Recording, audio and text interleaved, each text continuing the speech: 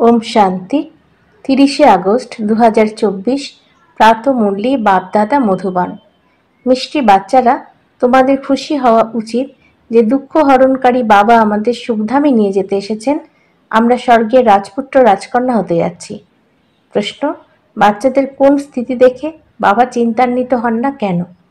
উত্তর: কোনো কোনো বাচ্চা ফার্স্ট ক্লাস সুগন্ধি ফুল, কারো মধ্যে আবার বিন্দুমাত্র সুগন্ধ নেই। কারো অবস্থা খুব ভালো থাকে, কেউ বা মায়ার তুফানে পরাজিত হয়। এইসব দেখেও বাবা চিন্তান্বিত হন না, কারণ বাবা জানেন সত্যযুগের রাজধানী স্থাপন হতে চলেছে। তবুও বাবা শিক্ষা প্রদান করে বলেন, বাচ্চারা যতটা সম্ভব স্মরণে থাকো, মায়ার তুফানে ভীত হয়েও না। ওম শান্তি। অতীব মিষ্টি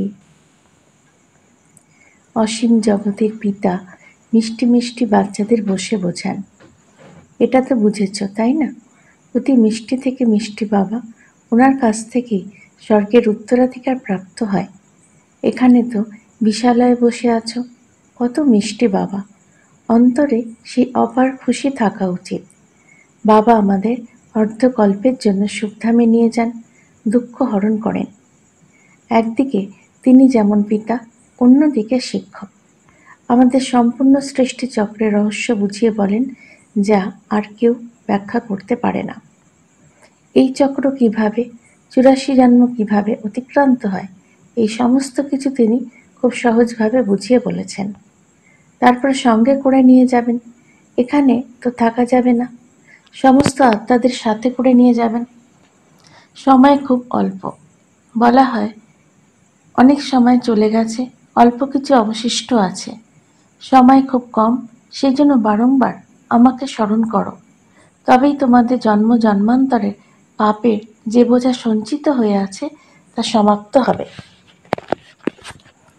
যদিও মায়ার যুদ্ধ চলবে, তোমরা আমাকে স্মরণ করতে বসবে, আর মায়া স্মরণ থেকে সরিয়ে দেবে, এও বাবা বলে দিচ্ছেন। সেই জন্য কখনো সেসব নিয়ে ভাববে না। যতই সংকল্প বিকল্প তুফান আসুক না কেন, সারা রাত সংকল্পের জন্য ঘুম না হলেও ভীত হবে না, বাহাদুর হতে হবে।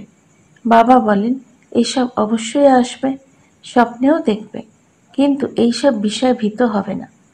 যুদ্ধের ময়দান এটা, তাই না? সবই বিনাশ হয়ে যাবে। তোমরা যুদ্ধ করছো মায়াকে জয় করার জন্য।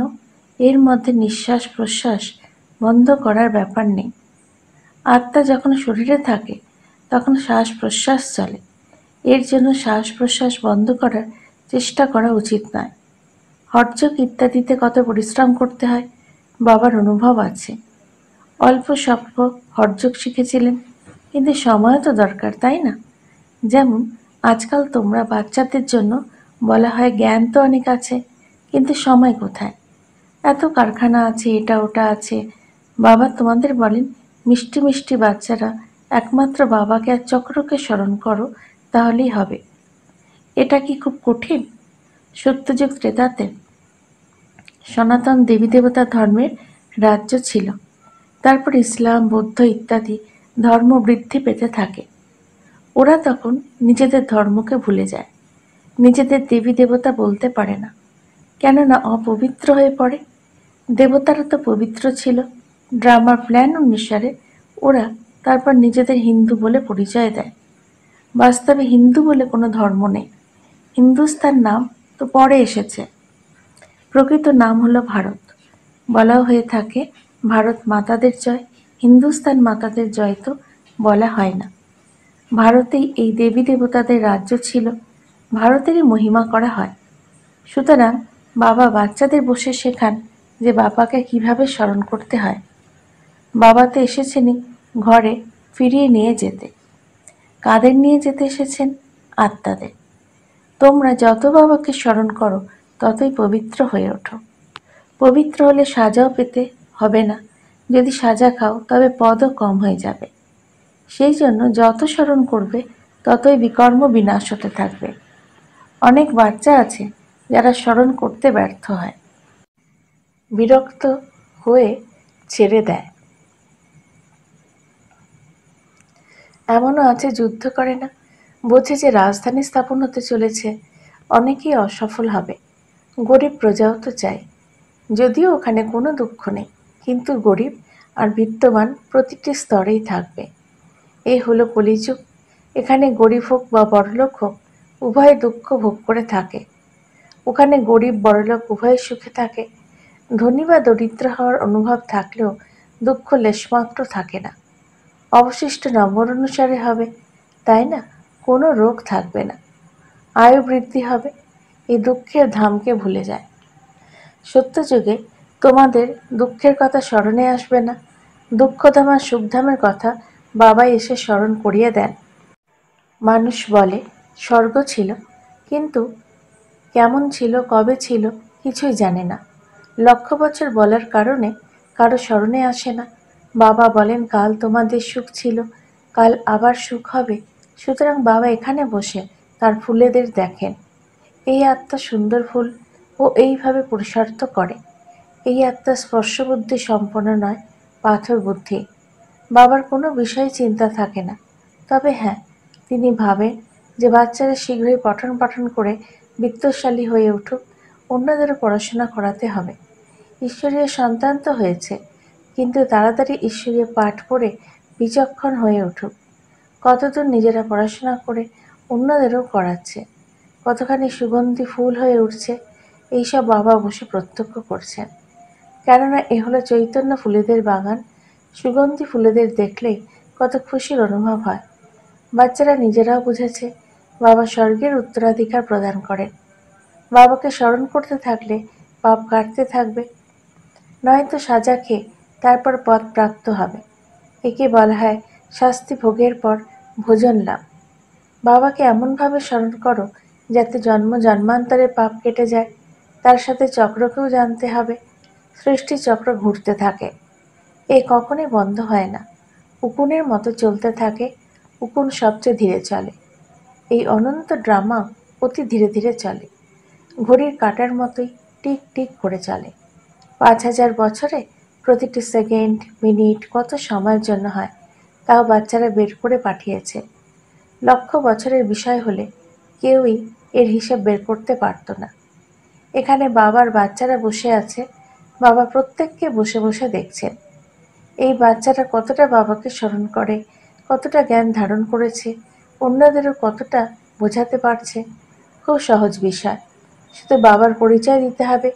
ব্যস্ত বাচ্চাদের কাছে আছে। সবাইকে বলো, ইনি হলেন শিব বাবা। যখন মানুষ কাশি যায় তখনও শিব বাবাকেই স্মরণ করে। বাবা বাবা বলে মাথা ঠুকতে থাকে। তোমরা হলে শালিগ্রাম। আত্মা ছোট্ট তারার মতো, তার মধ্যে কত পার সঞ্চিত হয়ে আছে। আত্মা ছোট, বড় হয় না, বিনাশও হয় না। আত্মা অবিনাশী, তার মধ্যে ড্রামার পার সঞ্চিত হয়ে আছে। হীরা সর্বাপেক্ষা শক্তিশালী পাথর, এর মতো শক্ত পাথর অন্য কিছু হয় না। জহুরিরা সেটা জানে। আত্মার বিচার করো, কত ক্ষুদ্র, অথচ তার মধ্যে অবিনাশী পার সঞ্চিত হয়ে আছে। আত্মা কখনোই অবিনাশী ড্রামা থেকে বেরিয়ে পড়ে না। দ্বিতীয় কোনো আত্মা হয় না। এই দুনিয়াতে এমন কোনো মানুষ নেই যাকে আমরা একাধারে বাবা, টিচার এবং সদ্গুরু বলতে পারি। ইনি একমাত্র অসীম জগতের পিতা এবং শিক্ষক, যিনি সবাইকে শিক্ষা প্রদান করে বলেন মন্মনা ভব। তোমাদেরও বলে থাকেন, যদি অন্য কোনো ধর্মের কাউকে পাও তাকেও জিজ্ঞাসা করো আল্লাহকে স্মরণ করো তো। আত্মারা সবাই ভাই ভাই। এখন বাবা শিক্ষা প্রদান করে বলছেন, মামেকাম স্মরণ করলে তোমাদের বিকর্ম বিনাশ হবে। বাবা হলেন পতিত পাবন। এ কথা কে বলে? আত্মা বলে। যদিও মানুষ গীত গায়, কিন্তু অর্থ কিছুই বোঝে না। বাবা বলেন, তোমরা সবাই সীতা, আমি রাম। সমস্ত ভক্তদের সদ্গতি দাতা আমি। সবাইকে সদ্গতি প্রদান করি। অবশিষ্ট আত্মারা মুক্তিধামে চলে যায়। সত্যযুগে দ্বিতীয় কোনো ধর্ম হয় না, শুধুমাত্র আমরাই থাকি, কেননা আমরাই বাবার কাছ থেকে অবিনাশী উত্তরাধিকার গ্রহণ করে থাকি। এখানে দেখো কত অসংখ্য মন্দির। এত বড় দুনিয়াতে কত অসংখ্য জিনিস রয়েছে। ওখানে এসব কিছুই থাকবে না, শুধুমাত্র ভারত থাকবে। এই রেল ইত্যাদি যানবাহনও থাকবে না। এই সব কিছুই বিনাশ হয়ে যাবে। ওখানে রেলের প্রয়োজন নেই, ছোট্ট শহর হবে। রেল তো প্রয়োজনে দূর দূরান্তের গ্রামে যাওয়ার জন্য। বাবা বাচ্চাদের রিফ্রেশ করছেন। ভিন্ন ভিন্ন পয়েন্টস বাচ্চাদের বুঝিয়ে বলেন, এখানে বসে আছো, বুদ্ধিতে সম্পূর্ণ জ্ঞান আছে। যেমন পরমপিতা পরমাত্মার মধ্যে সম্পূর্ণ জ্ঞান পরিপূর্ণ, যা তোমাদের কাছে ব্যাখ্যা করে থাকেন। উচ্চ থেকে উচ্চতর শান্তিধামের নিবাসী শান্তির সাগর বাবা। আমরা আত্মারা সবাই ওই সুইট হোমের নিবাসী। শান্তির জন্য মানুষ কত মাথা ঠোকে। সাধুরাও বলে মনে কিভাবে শান্তি পাওয়া যায়, কত রকম যুক্তি রচনা করে থাকে। বলা হয়ে থাকে আত্মা তো মন বুদ্ধি সহ থাকে, তার স্বধর্মই হলো শান্ত। মুক্ত নেই, কর্মেন্দ্রিয়, সেই সুতরাং শান্তই হবে। আমরা আত্মাদের নিবাস স্থান হলো সুইট হোম, যেখানে সম্পূর্ণ শান্তি বিরাজ করে। ওখান থেকে প্রথমে আমরা আসি সুখধামে, এখন এই দুঃখধাম থেকে ট্রান্সফার হতে চলেছি সুখধামে। বাবা পবিত্র করে তুলছেন। কত বড় এই দুনিয়া, এত জঙ্গল ইত্যাদি কিছু ওখানে থাকবে না, পাহাড়ও থাকবে না। আমাদের রাজধানী থাকবে। যেমন স্বর্গের ছোট মডেল তৈরি করে, তেমনি ছোট স্বর্গ হবে। শুধু অবাক হয়ে দেখো কি হতে চলেছে। কত বড় সৃষ্টি। এখানে সবাই নিজেদের মধ্যেই লড়াই করে চলেছে। তারপর এই সম্পূর্ণ দুনিয়া শেষ হয়ে যাবে। এসব কোথায় যাবে? সমুদ্র ধরিত্রীর বুকে চলে যাবে। এদের চিহ্ন মাত্র থাকবে না। সমুদ্রে যা চলে যায় তা সমুদ্র গর্ভে গিয়ে শেষ হয়ে যায়। সাগর গ্রাস করে নেয়। তত্ত্বতে মাটি মাটিতে মিশে যায়। তারপর এই দুনিয়া শতপ্রধান হয়ে ওঠে। ওই সময়কে বলা হয় নতুন শতপ্রধান প্রকৃতি। ওখানে তোমাদের ন্যাচারাল সৌন্দর্য হবে। লিপস্টিক ইত্যাদি কিছু ব্যবহার করার প্রয়োজন পড়বে না। সুতরাং তোমরা বাচ্চাদের কত খুশি হওয়া উচিত। তোমরা স্বর্গের পরী হয়ে ওঠো। জ্ঞান স্নান না করলে তোমরা পবিত্র হতে পারবে না। অন্য কোনো উপায় নেই। বাবা তো চির সুন্দর, তোমরা আত্মারা কালো হয়ে গেছ। প্রেমিক অতীব সুন্দর, মুসাফির যিনি এসে তোমাদের সুন্দর করে তোলেন। বাবা বলেন, আমি এর মধ্যে প্রবেশ করেছি, আমি কখনোই শ্যাম হই না। তোমরা শ্যাম থেকে সুন্দর হয়ে ওঠো। চির সুন্দর তো একজন মুসাফির বাবা। এই বাবাও শ্যাম থেকেই সুন্দর হয়ে ওঠেন।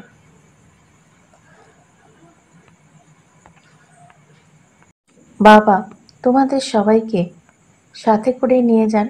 তোমাদের বাচ্চাদেরও সুন্দর, অন্যদেরও সুন্দর করে তুলতে হবে। বাবা তো শ্যাম সুন্দর হন না। গীতায় ভুল ব্যাখ্যা করা হয়েছে। সেখানে বাবার পরিবর্তে কৃষ্ণের নাম লেখা হয়েছে। একেই বলে মস্ত ভুল। সম্পূর্ণ বিশ্বকে সুন্দর করে তোলেন যেই শিব বাবা। উনি সর্বপ্রথম তাকেই পরিবর্তন করেন।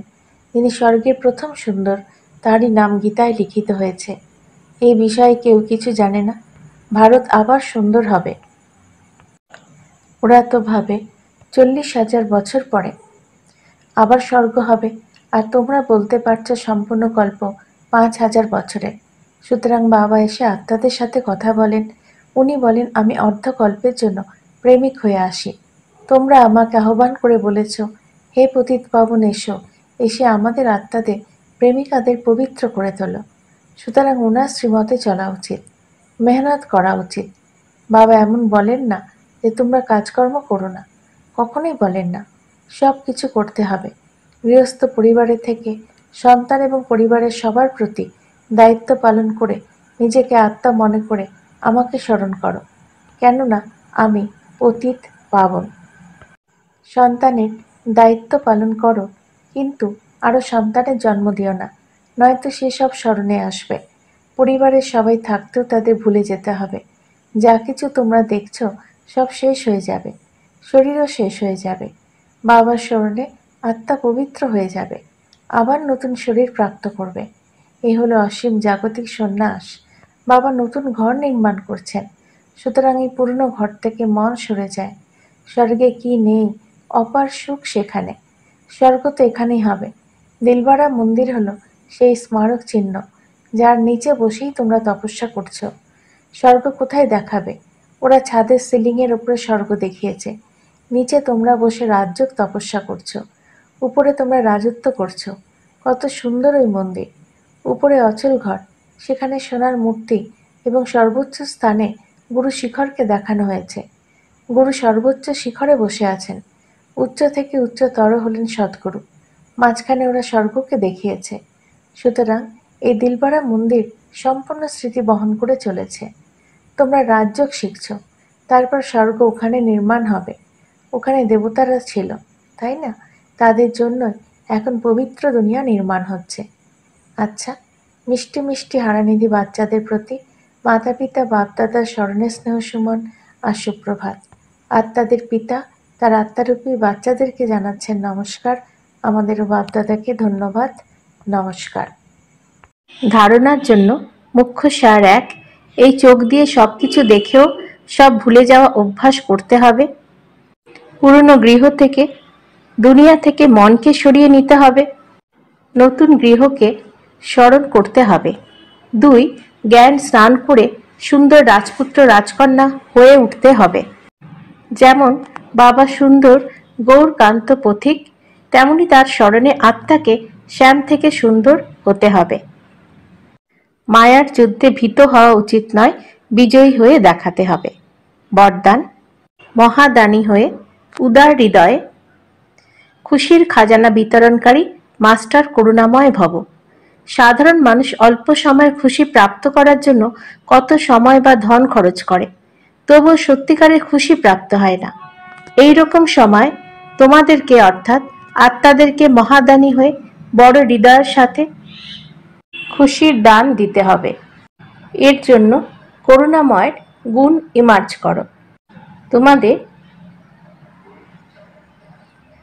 জড়চিত্র বরদান দিচ্ছে, তো তোমরাও চৈতন্য অবস্থায় করুণাময় হয়ে বিতরণ করতে থাকো। কেননা সকল আত্মাই এখন পর বশে রয়েছে। কখনো এটা ভাববে না যে এ তো সোনারই পাত্র নয়। তোমরা করুণাময় হয়ে দিতে থাকো। তোমাদের শুভ ভাবনা তাদেরকে অবশ্যই ফল প্রদান করবে। স্লোগান: যোগের শক্তির দ্বারা প্রতিটি কর্মেন্দ্রিয়কে অর্ডার অনুসারে যে চালাতে পারে সেই হলো স্বরাজ্য অধিকারী। ওম শান্তি।